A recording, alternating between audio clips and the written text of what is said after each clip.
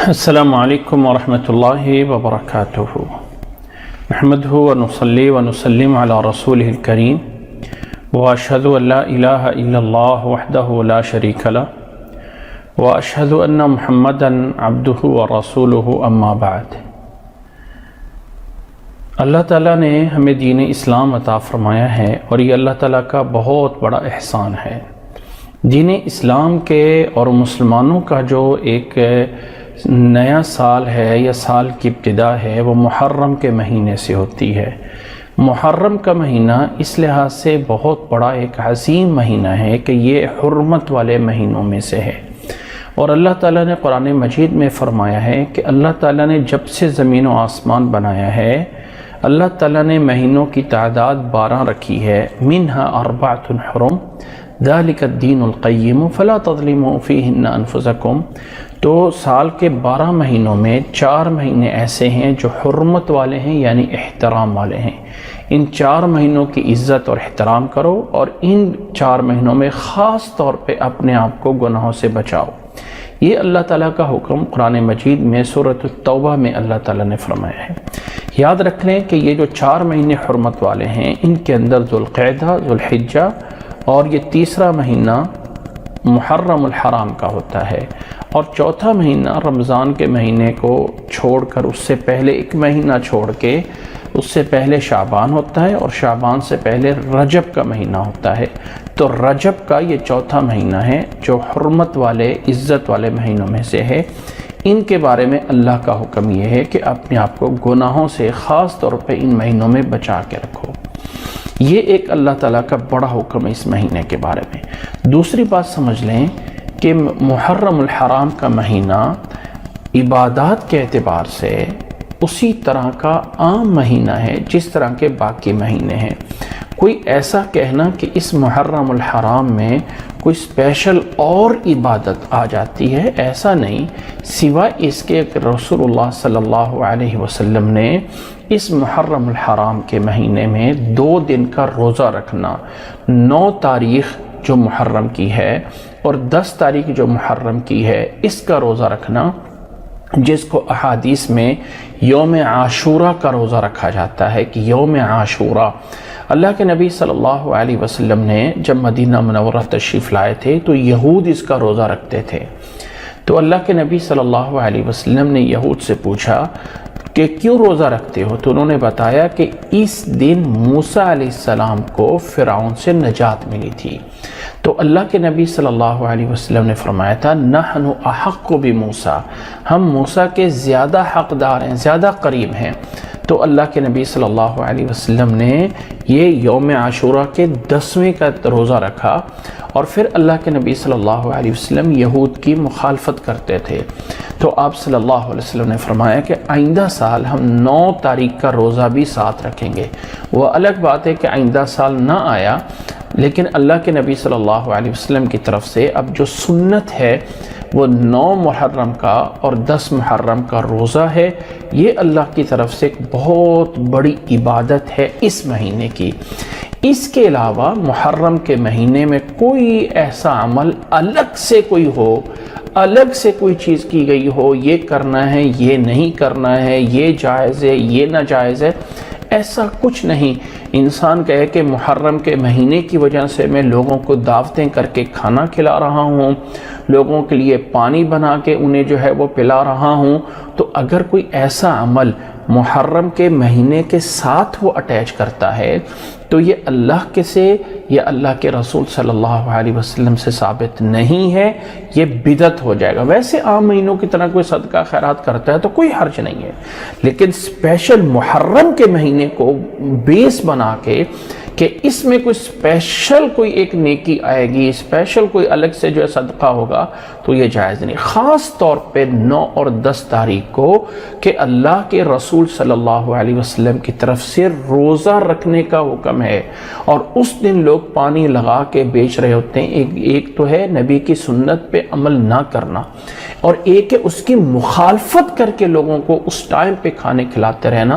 انسان کو اللہ سے، اللہ کے رسول صلی اللہ علیہ وسلم کی مخالفت سے ڈرنا چاہیے۔ اللہ تعالیٰ اس سے محفوظ فرمائے۔ اس کے علاوہ بہت سے لوگ ہیں جو محرم میں شادیاں نہیں کرتے، حالانکہ کوئی ایسا معنی نہیں۔ اللہ کے نبی صلی اللہ علیہ وسلم نے سن 6 ہجری میں ذوالحجہ میں خیبر کی طرف اللہ کے نبی صلی اللہ علیہ وسلم نے غزوہ خیبر کیا، اور محرم سن 7 ہجری میں خیبر فتح ہوا، اور خیبر میں اللہ کے نبی صلی اللہ علیہ وسلم کی شادی حضرت صفیہ بنت حیی بن اخطب، اللہ کے نبی صلی اللہ علیہ وسلم کی امہات المومنین میں حضرت صفیہ بنت حیی، ان سے اللہ کے نبی صلی اللہ علیہ وسلم کی شادی خیبر کے فوری بعد خیبر کے فتح ہونے پہ ہوئی تھی، جو کہ محرم کا مہینہ تھا۔ تو محرم کے مہینے میں کوئی شادی بیاہ، کوئی ایسے سے روکنا، ایسا کچھ نہیں۔ اس میں کوئی شک نہیں کہ محرم کے مہینے میں حضرت حسین رضی اللہ تعالیٰ عنہ کی، جو اللہ کے رسول صلی اللہ علیہ وسلم کے نواسے ہیں، ان کی شہادت ہے، ان کی بہت بڑی مظلومانہ شہادت ہے، لیکن اس شہادت کے نتیجے اپنے کپڑے پھاڑنا، آہوزاری کرنا، جزا فضا کرنا، ماتم کرنا، یہ کوئی چیز اسلام میں جائز نہیں ہے۔ نوحہ کرنا، نوحہ کی مجالس لگائی جاتی ہیں، نوحہ کی یاد رکھ لیں کہ رسول اللہ صلی اللہ علیہ وسلم نے نوحہ کرنے والی پہ لعنت بھیجی ہے۔ تو نوحہ کسی بھی میت پہ، اب یہ ہے کہ نوحہ کی مجالس لگا کے یا ان مجلسوں کو سننا، یا آن لائن کوئی ایسی آڈیوز لگانا جس میں ماتم ہو رہا ہو، جس میں نوحہ ہو رہا ہو، جس میں یہ ہو رہا ہو، تو اسلام کے اندر محرم کے مہینے میں ایسا کچھ جائز نہیں ہے۔ اللہ کے نبی صلی اللہ علیہ وسلم کے دور میں جو سب سے بڑی شہادت ہے، وہ حضرت حمزہ رضی اللہ تعالیٰ عنہ کی ہے، جنہیں سید الشہداء کا لقب دیا گیا، سید الشہداء، جو احد میں شہید ہوئے تھے۔ تو اس میں کوئی شک نہیں کہ حضرت حسین رضی اللہ تعالیٰ عنہ کی شہادت بہت بڑا واقعہ ہے، لیکن اس واقعے کے نتیجے میں پورے کی پوری باقی عبادات کو چھوڑ کے ان کی جو ہے وہ نوحہ کرنا، ان پہ مجالس کرنا، یہ کرنا، ایسا کچھ بھی جائز نہیں ہے۔ اور تیسری بات سمجھ لیں کہ اللہ کے نبی صلی اللہ علیہ وسلم کے صحابہ، جن کے بارے میں اللہ تعالیٰ قرآن مجید میں رضی اللہ عنہم ورضوا عنہ کہتا ہے، وہ اللہ سے راضی ہو گئے، اللہ ان سے راضی ہو گیا۔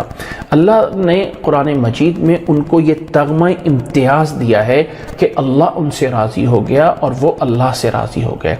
اللہ کے نبی صلی اللہ علیہ وسلم کے صحابہ کے بارے میں جو نظریہ رکھنا ہے، جو عقیدہ رکھنا ہے، ایک ہے ہسٹری کی کتابیں، تاریخ کی کتابیں، ان میں ہو سکتا ہے کہیں جھوٹ ہو، کہیں سچ ہو، کہیں کمی بیشی ہوگی ہو، لیکن اللہ کا قرآن جسے اللہ تعالیٰ نے نازل فرمایا ہے اور اللہ تعالیٰ نے اس کی حفاظت کرنی ہے، اس قرآن مجید میں بغیر کسی تفریق کے اللہ نے فرمایا رضی اللہ عنہ ورضوا عنہ۔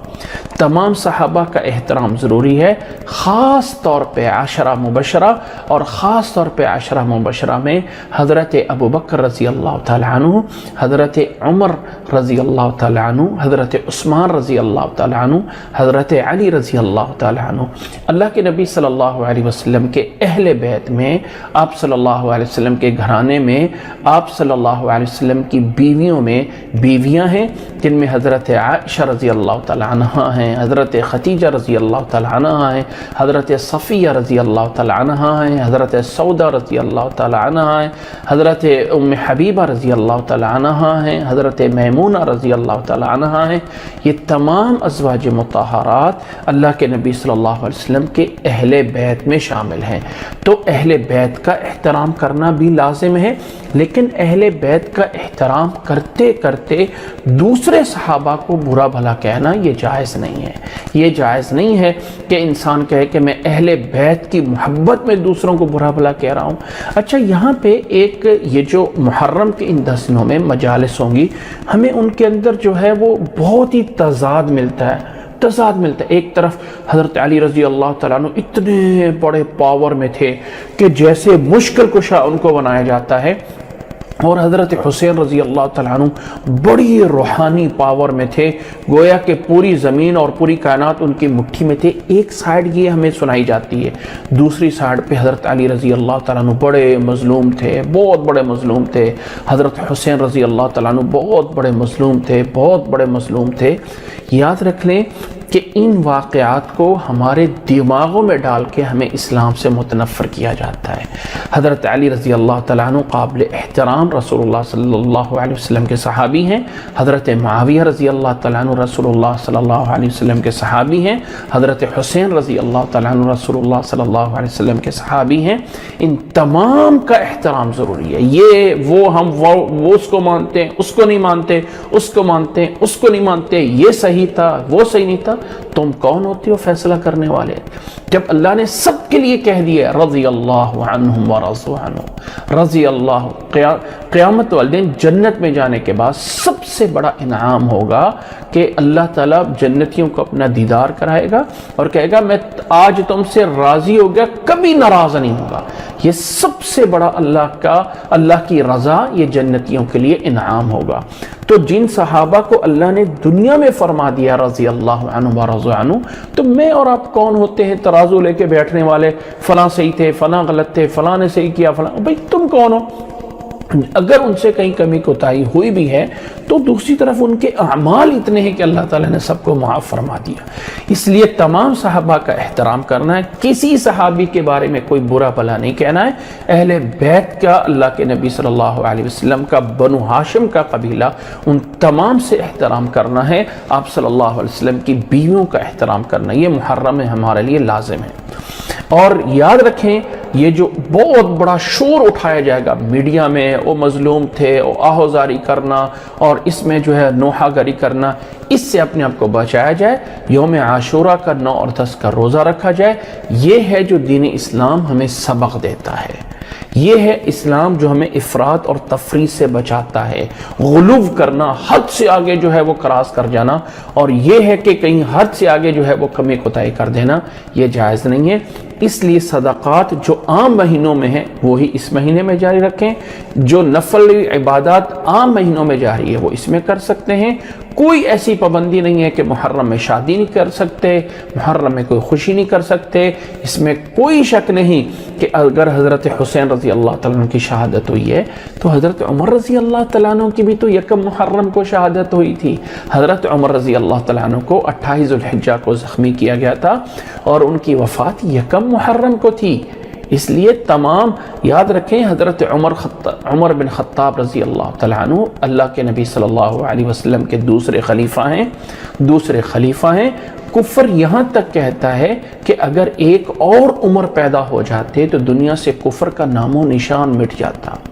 جنہوں نے بیت المقدس کے پہلے فاتحین ہیں، قبلہ اول انہوں نے فتح کر کے سب سے پہلے مسلمانوں کو دیا، اور جو ترقی مسلمانوں نے حضرت عمر رضی اللہ تعالیٰ عنہ کے دور میں کی ہے کسی اور دور میں نہیں کی ہے۔ اس لیے سب کا احترام ضروری ہے۔ قطعاً اپنے یہ جو شور میڈیا کی طرف اٹھے گا اس سے اپنے آپ کو بچائیے، اپنی عبادات میں پوری طرح متوجہ رہیں۔ کوئی بھی ایسے معمولات ہوں جن کو محرم میں کرنا ہو، کوئی شادی ہے، کوئی بیاہ ہے، کوئی منگنی ہے، سب کچھ کیا جا سکتا ہے، کسی پہ اسلامی لحاظ سے کوئی پابندی نہیں ہے۔ صحابہ کے بارے میں غلو کرنے سے بچا جائے، تمام کا احترام کیا جائے۔